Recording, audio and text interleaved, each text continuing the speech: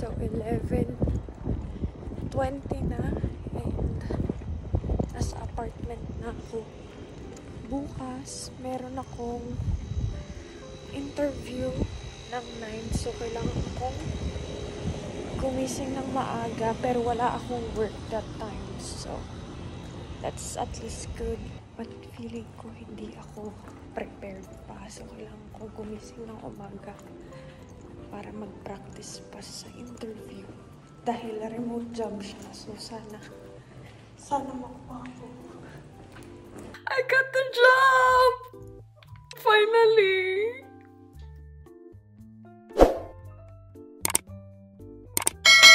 For all of us to make sure that you continue in your path. So, okay. Well, that works then. Work for you? Yeah, absolutely. All right, so it looks like we have that all set up here. Okay. I'm really excited. Yeah, so are we. Yeah. We're excited as well. And I'm glad that you're able to obviously meet and impress her and myself as well. So Yeah. I really look forward to you being successful with this. So what's going to happen at this point is I'm going to submit your name to our HR team. Okay. They will send you an email. That email is going to basically be an offer letter. And then once we receive that, we will send you another email. That email is going to basically request authorization for us to do a background check for you. Yeah. And then also to give you instructions on pre-employment. All right. Any other questions you may have for me now? I'm sure there'll be some that come up later, but all right. Yes. Well, I appreciate your time, Carmel. I'm really excited that you're going to be joining our team. I am too. And then I'm looking forward to getting to know you better. I'm excited to kind of work with you and get you acclimated to our role, and then prepare you for your next your steps in your career. So yes, I do appreciate you. All right, well, thank you very much. Thank for you your time, so much too. You too. Have a good one. All right, appreciate it. I got the job. It's a work from home job. I'm so happy. Finally. Thank you, Lord. Got the equipment.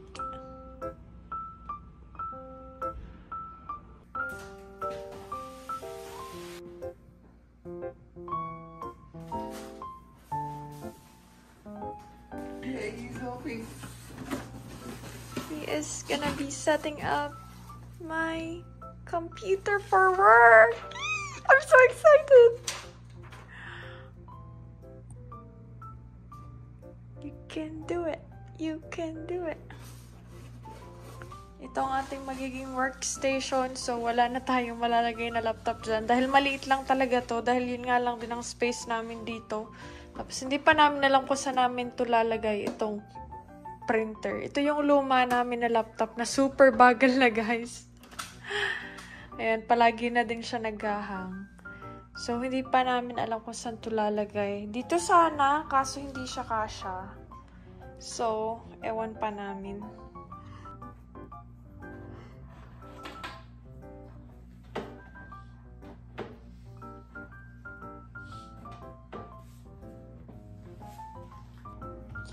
Inintay ko talaga si Austin na umuwi at ang pagse-set upin ko. Mas magaling kasi siya sa akin sa mga ganito.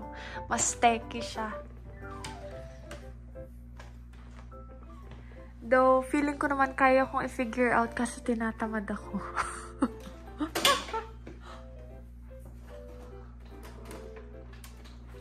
Where are we gonna put it?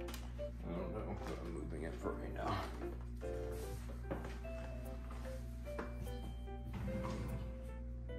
But here's the thing, I don't know what you did over here. I make it organized. Looks like I get that out.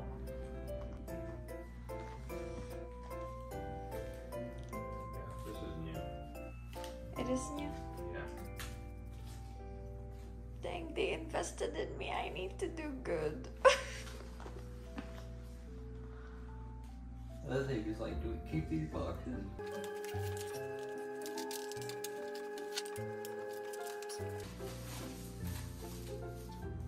You have a laptop?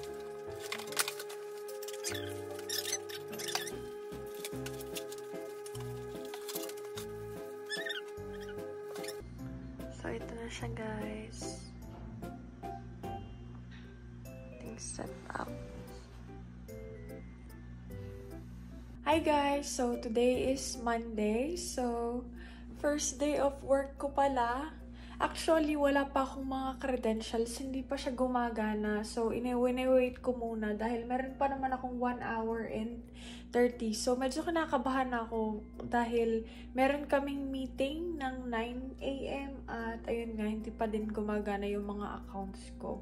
Hopefully, maayos siya before 9 para ma-set up ko na din dahil hindi ko din talaga ma-open pa itong aking dalawang desktop dahil yung pinaka-domain, hindi ako makakonect pa sa pinaka-domain nila.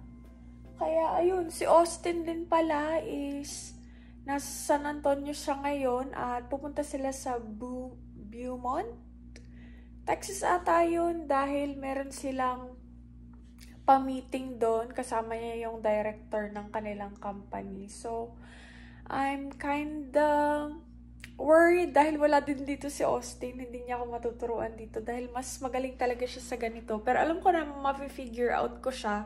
Mas gusto ko lang si Austin yung gumagawa. So, ayun. Tingnan natin mamaya kung anong mangyayari. At I'm super excited and nervous at the same time. Hopefully, okay tong work na to. And, yeah.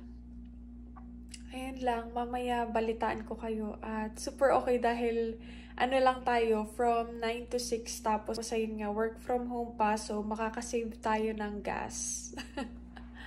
So, yeah guys, update ko kayo mamaya kung anong mangyayari. So, see you later. Bye-bye. Hi guys! So, first break namin ngayon. Currently, ano na ba? 11:18. So, 15 minutes lang yung break namin. And then, after nitong break na to, meron kaming unpaid na 1 hour break. So, it's going good. It's basically parang mga introduction lang naman siya.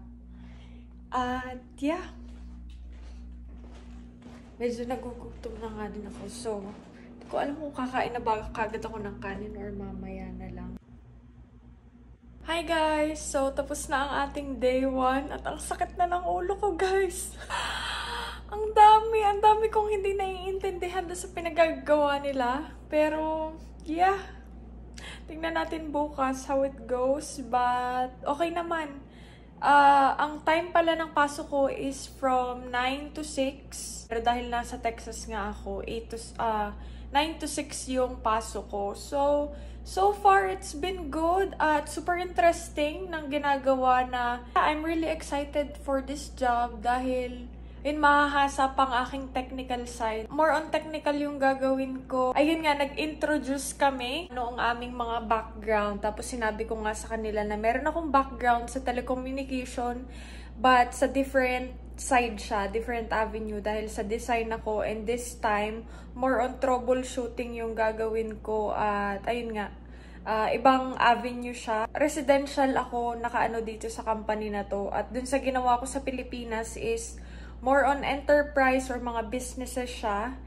So, yeah, it's a new learning experience. At sinabi ko din dun sa dahil sabi, mag-share daw ng something unique about myself. So, sinabi ko na I'm from the Philippines. And then, ayun nga, nasa telco industry ako before. Tapos, nung punta ako dito sa Amerika, medyo nahirapan ako maghanap ng work. So, sinabi ko sa kanila na nag-work ako dito. Tapos, nag-work nga din ako for a little while dun sa isang company. Dun sa kaka-resign ko lang. So, sinabi ko sa kanila noon. Tapos, now, sabi ko, I'm back to telecommunication industry. Na sabi ko, super excited ako. And sabi din, nung isa nagte-train na, para siyang, siguro expert level na siya sa ginagawa namin. Sabi niya, this is the right first step nga daw. So, I'm really happy with that. Yeah, tingnan natin bukas. Medyo kinakabahan ako at super excited at the same time dahil feeling ko talaga super ganda ng opportunity na to. Though iba yung ginagawa ko talaga sa Pilipinas pero same industry siya. Telecommunications and mas mahahasa talaga yung mga troubleshooting at technical skills ko dito. So, I'll see you guys tomorrow. Bye-bye!